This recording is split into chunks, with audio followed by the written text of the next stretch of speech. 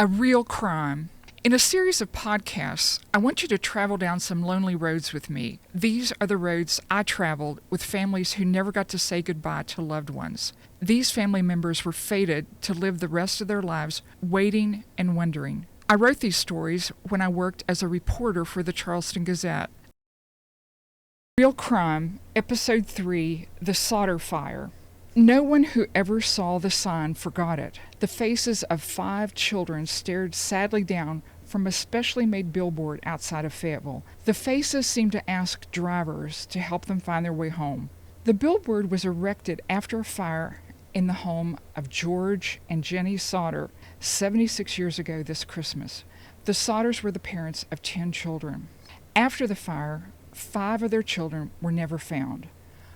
Although a partially burned dictionary was discovered in the ashes of the fire, no bones or evidence of the children's bodies ever surfaced.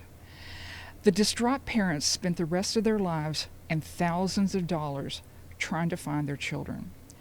The case attracted national attention. Police, private investigators, and crackpots filled up a thick case file with information, but no one has ever satisfactorily answered some of the fundamental questions in the case. Writers Melody and George Bragg researched and wrote about the case for their book. Melody Bragg said before she started the research, she assumed the Sodders simply could not accept their children's death.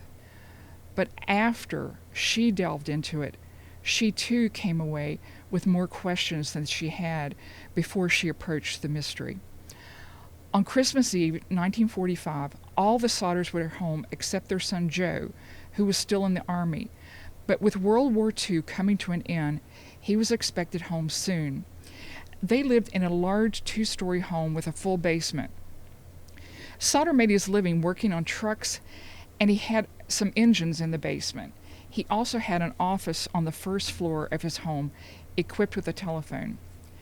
The children opened their Christmas presents on Christmas Eve and were in no hurry to go to bed. Mr. and Mrs. Sodder let them stay up, and they retired to their bedroom on the first floor and took their youngest daughter with them.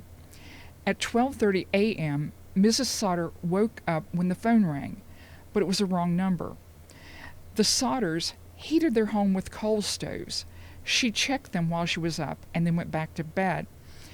She was awakened about a half hour later by the sound of something, maybe a rock, being thrown on the roof. She went back to sleep again. Next, she was awakened by the smell of smoke. She got her husband up and yelled for the 2 oldest boys, John and George Jr., who were asleep upstairs. In later police reports, John said he called to his other brothers and sisters. They believed the children were on their way downstairs. Outside, Sodder and his oldest sons tried to fight the fire. They soon realized the other children were not coming down the stairs. Sodder told police later that a ladder was always leaning against the house, but that night it was gone. When he could not find the ladder, Sodder wanted to start a truck and back it up to the house, climb onto the cab, and try to reach the children. The first truck he tried would not start. The second truck was dead too. While her father and brothers fought the fire, daughter Marion ran to a neighbor's house to call the Fayetteville Fire Department, but they could not reach the telephone operator. Another neighbor passing by also called, but could not get an operator. The fire department did not arrive until 8 a.m. Christmas Day, several hours after the fire broke out. The family could not find 15-year-old Maurice, 12-year-old Martha Lee, 9-year-old Lewis, 8-year-old Jenny, and 6-year-old Betty. It is their faces and a picture added later of an adult Lewis that stared down to drivers on West Virginia 16 for decades. After the fire department watered down the smoldering embers, people began to rake through the ashes looking for the children's remains. No remains were ever found. No one at the fire ever smelled burning flesh or heard any sound from the children. Dazed and grief-stricken, the Sodders tried to accept the loss of their children. 4 days later, they had the ground bulldozed and flowers planted. But later, questions started to crop up that no one can answer. A telephone repairman told them the lines to their home had been cut, not burned. People who gathered to watch the fire reported seeing someone steal a block and tackle from the scene. Several knowledgeable people told the Sodders they had never heard of bodies not leaving a trace in a fire. As the investigation unfolded, one experienced firefighter wrote that he even worked for the Galveston, Texas Fire Department when a French ship exploded and burned at the dock. About 500 people died. Some bodies were trapped for days. But William W. Morris wrote in 1951 that all the bodies were recognizable as bodies. Later, they also received a report from the Cincinnati Cremation Company. A staff member explained they burned bodies for 2 hours at 2,000 degrees, but even then, some bones remain intact. After the fire, Mr. Sodder, who, like his wife, was born in Italy, began to recall a threat made to him by another Italian-American who lived in Fayetteville. The man, now dead, allegedly said, quote, "Your goddamn house is going to go up in smoke and your children are going to be destroyed," end quote. The man also raged against Sodder for criticism Sodder made of Mussolini. Sodder had been partners with the man, and the man would benefit from a clause in the Sodder's mortgage. The man also ended up as part of the coroner's jury that declared the fire an accident.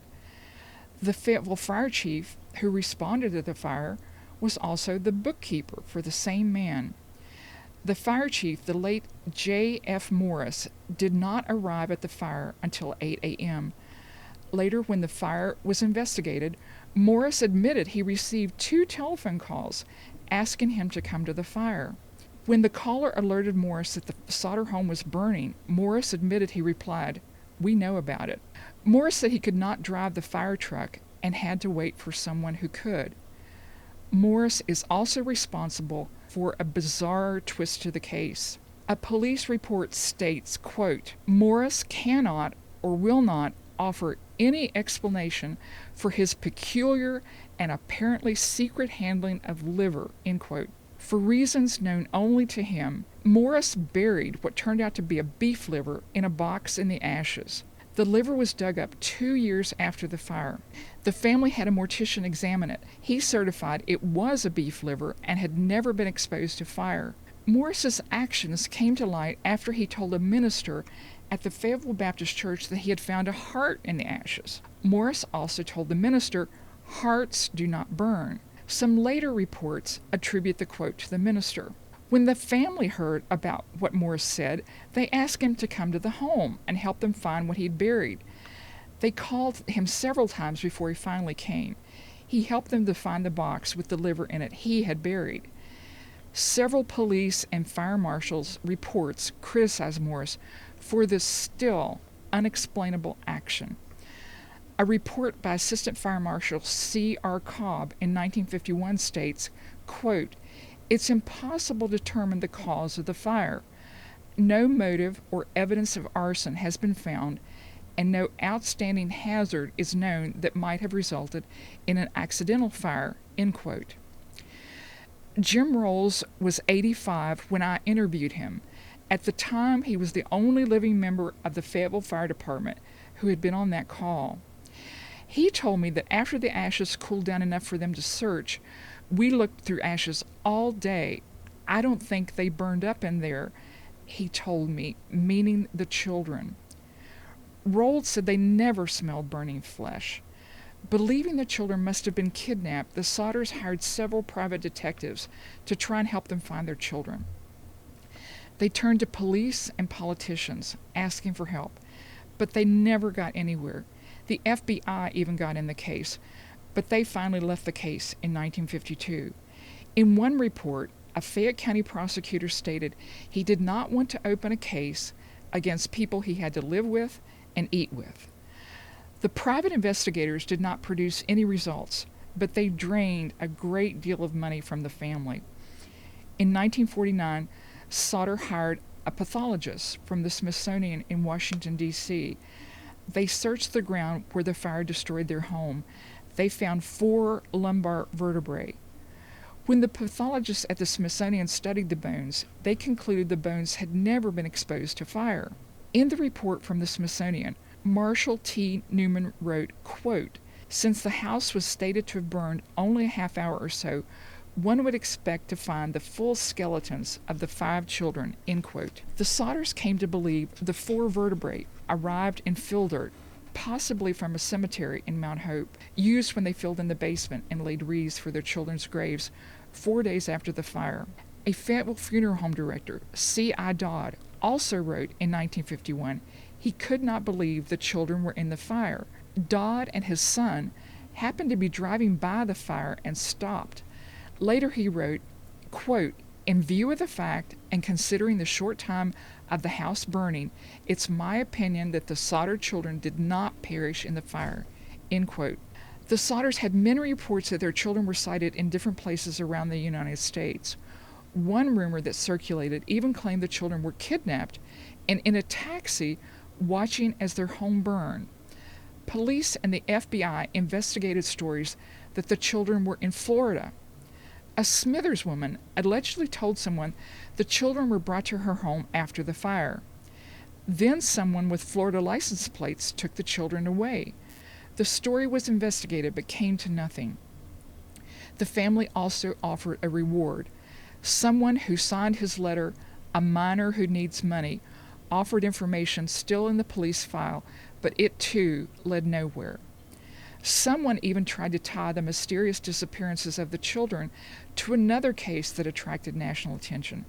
In the 1960s, people in Fayette County were terrorized by the man they dubbed the Mad Butcher, but there are no connections between the 2 cases.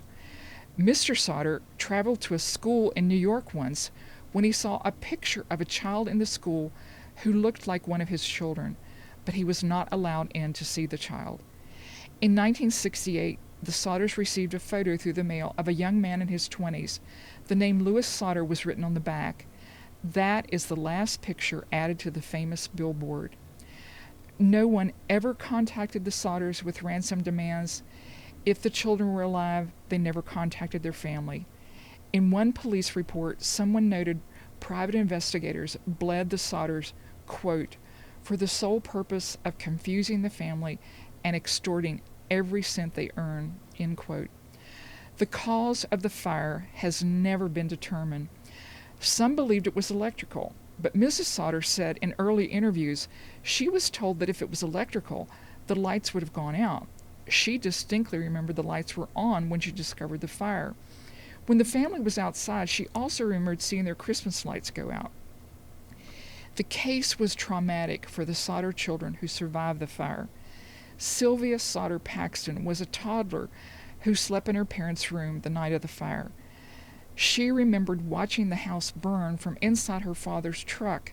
His arm was bleeding after he broke out a window trying to rescue his other children.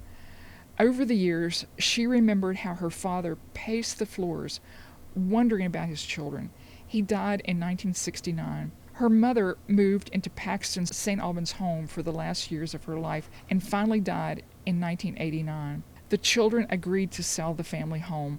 They took down the famous billboard before new owners came along. As evidence, Mrs. Sodder kept pieces of linoleum and catalogs that survived the fire. To her, they were confirmation that the children could not have perished in the fire, Paxton said. As the youngest, Paxton spent more time with her parents than the older children. She remembers the anguish they suffered. Her older brother John said of his parents, quote, "They left this world disappointed because they never knew what happened," end quote. Paxton wanted to carry on the search for her brothers and sisters, for her parents. Quote, "I would love to know what happened. I know they could not have been in the fire. It's like you come to the end of the story and there's no end," quote, Paxton said. In April of this year, 2021, the youngest Sodder child, Sylvia, died. In the obituary, we can be happy to read that she enjoyed true love in her marriage and healthy children and grandchildren whom she fed Italian food she learned to make from her mother and country cooking she learned to make from her mother-in-law.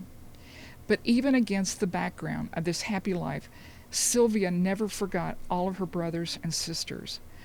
We can assume she was the last of the Sodder children to die. In her obituary, she listed her 4 older siblings who survived the fire and who died before her. The obituary also includes the names of her 5 siblings who were never seen after the fire. The mystery survives her.